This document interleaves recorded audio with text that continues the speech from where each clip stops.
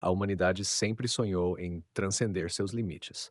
Hoje, porém, esse sonho se transformou em uma obsessão perigosa. Não mais pela santidade ou pela virtude, mas pela fusão do homem com a máquina.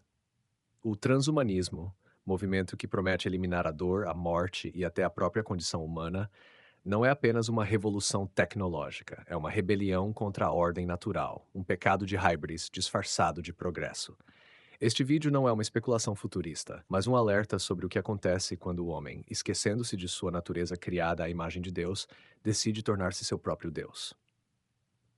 O cerne do transhumanismo está no controle da consciência.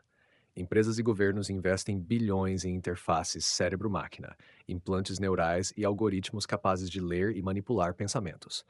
A promessa é sedutora: curar doenças mentais, ampliar a inteligência, conectar mentes em redes globais. Mas por trás dessa utopia tecnocrática esconde-se um projeto sômbrio: a padronização da alma humana. Quando uma máquina pode modular emoções, apagar memórias ou implantar desejos, quem define o que é saudável ou desejável? A mesma elite que hoje nega a existência da verdade objetiva, que relativiza o bem e o mal, e que vê a tradição cristã como um obstáculo ao futuro. A consciência, outrora território sagrado do livre-arbítrio e da busca por Deus, torna-se um produto a ser hackeado, comercializado e controlado. A ética transhumanista repete o erro de Babel: crer que a tecnologia pode elevar o homem à divindade. Projetos como o upload de mentes para computadores ou a edição genética de embriões prometem imortalidade, mas escondem uma visão reducionista da vida. Para o transhumanista, o ser humano é apenas um amontoado de dados biológicos, um código a ser reprogramado. Essa visão nega a alma, ignora o propósito transcendente da existência e reduz a dignidade humana a uma questão de eficiência. A Igreja, porém, sempre ensinou que o corpo é templo do Espírito Santo, não uma casca descartável.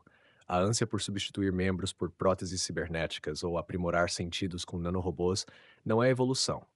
É uma revolta contra o Criador, uma recusa em aceitar os limites que nos lembram de nossa dependência dele.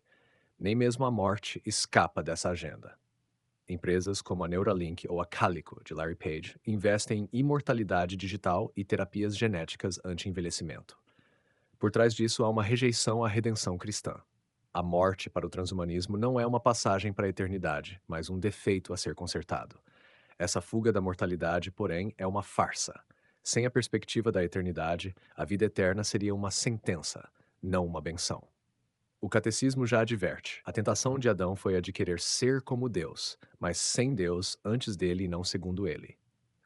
O transhumanismo é a mesma tentação, agora vestida de Silicon Valley. Os riscos são claros. Em nome da igualdade, governos poderão impor modificações cerebrais para eliminar pensamentos perigosos, como a oposição a ideologias de gênero ou o amor à família tradicional.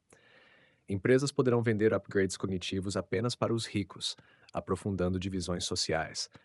E, num mundo onde a consciência é manipulável, como distinguir o real do implantado? Como discernir a voz de Deus do ruído de algoritmos? A liberdade religiosa, já sob ataque, definhará quando a própria mente humana for colonizada por sistemas anticristãos. A Igreja enfrentou heresias antes, o gnosticismo, o materialismo, o ateísmo, mas o transhumanismo é singular.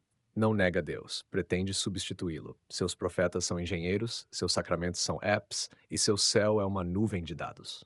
Em resposta, não basta dizer não. É preciso reafirmar o que é o homem: um ser criado para amar, sofrer com propósito e, finalmente, repousar no Senhor. A verdadeira imortalidade não está num chip, mas na ressurreição prometida por Cristo. Enquanto isso, laboratórios seguem trabalhando. Crianças são educadas para ver o corpo como hardware obsoleto, idosos são convencidos de que valem apenas se atualizados, e governos sonham com cidadãos dóceis, sem desejos inconvenientes. O transhumanismo não é ficção. É o culminar lógico de um mundo que expulsou Deus de suas instituições, escolas e corações. Quando não há mais altar, resta o laboratório. Quando não há mais cruz, resta a tela de um smartphone.